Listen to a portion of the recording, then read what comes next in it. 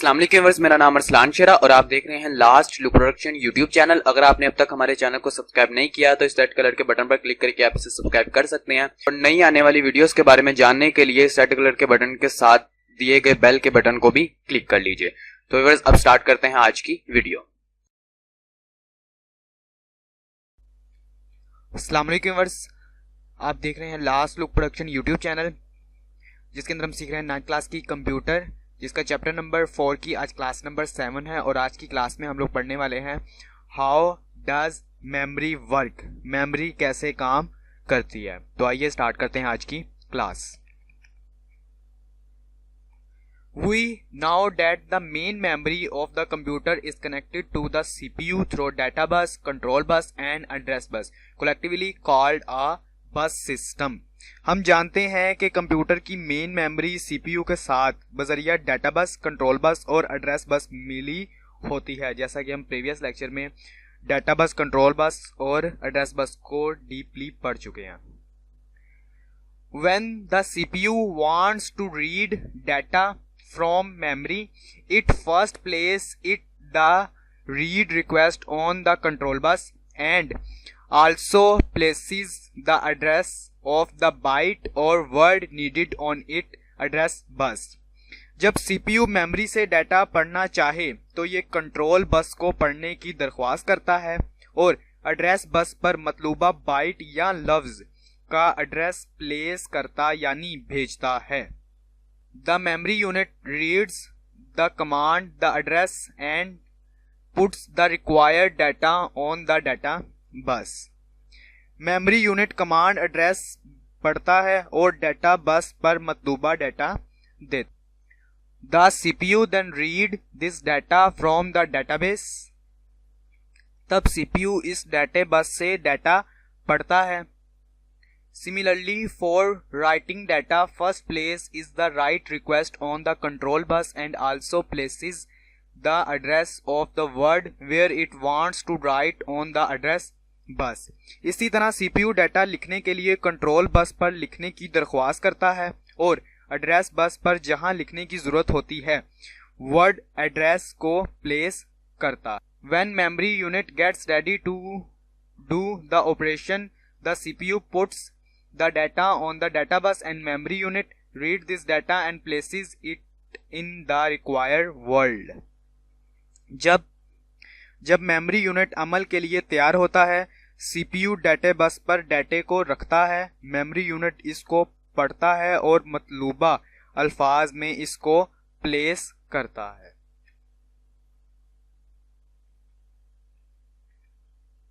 As the main memory consists of electronic circuits, so a word or byte address is accessible without using any mechanical components।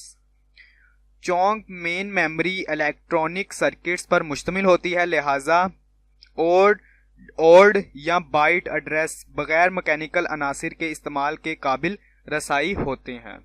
Because of this properly, the access speed of memory is very fast। इस खासियत की बिना पर memory की access रफ्तार बहुत तेज होती है। Also, the data stored in our computer's main memory can be processed in any folder। Computer की मेन मेमोरी में स्टोर किए गए डाटे को किसी भी तरतीब में प्रोसेस किया जा सकता है। Because of this property, the main memory is often referred to as random access memory, RAM. Computer की मेन मेमोरी में स्टोर किए गए डाटे को किसी भी तरतीब में प्रोसेस किया जा सकता है। इस खासियत की बिना पर मेन मेमोरी को अक्सर रैंडम एक्सेस मेमोरी रैम कहते हैं। As the RAM is constructed from integrated circuits, so it needs to have continuous electrical power supply in order to maintain। चूंकि रैम कॉन्ट्रैक्टेड सर्किट से बनाया जाता है, लिहाजा इसे बरकरार रखने के लिए मुसलसल बिजली की तरसील दरकार होती है, यानी कि बिजली लगातार आते रहनी चाहिए। When power is switched off, all the data stored into it is lost, so we say that RAM is volatile।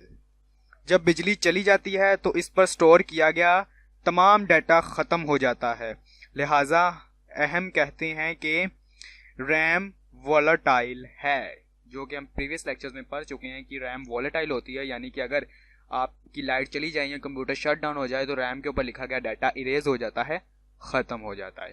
तो व्यूअर्स इस तरह से मेमोरी बेसिकली काम करती है। कंट्रोल बस डाटा बस के साथ ताल्लुक़ बनाता है, डाटा बस आगे एड्रेस बस के साथ, और ये सब लोग आपस में ताल्लुकात कायम करके एड्रेस एक दूसरे को देकर, ठीक है, ये काम करते हैं। और बेसिकली जो काम टेम्परेरी तौर पर होता है वो सारे का सारा काम हम लोग रैम के ऊपर करते हैं। तो व्यूअर्स इसी के साथ आज की हमारी क्लास खत्म होती है। अगर आपको ये वीडियो अच्छी लगी तो इसे लाइक कीजिएगा, अपने दोस्तों अपने फैमिली मेम्बर्स में शेयर कीजिएगा। अगर आप 9th क्लास के नोट्स डाउनलोड करना चाहते हो तो डिस्क्रिप्शन में आपको उसका लिंक मिल जाएगा। अगर आपका आज के लेसन के हवाले से कोई भी क्वेश्चन हो तो आप नीचे कमेंट बॉक्स में कमेंट कर सकते हैं। अगर आप हमारी वेबसाइट को विजिट करना चाहते हैं तो कर सकते हैं।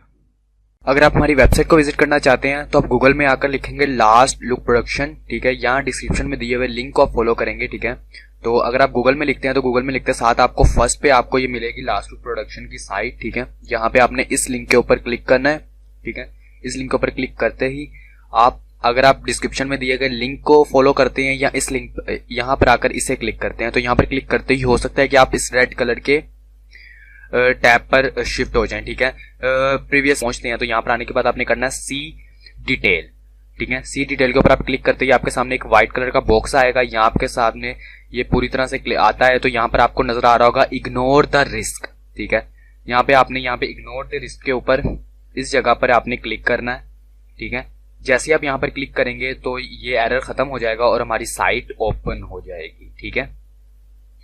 तो हमारी साइट ओपन होते ही अगर तो आपने 9th क्लास के नोट्स डाउनलोड करने हैं, ठीक है, तो आप यहाँ से शॉर्ट क्वेश्चन आंसर यहाँ पर क्लिक करेंगे। यहाँ पर क्लिक करने के बाद आपके पास नेक्स्ट टैब में ये खुल गया, ठीक है।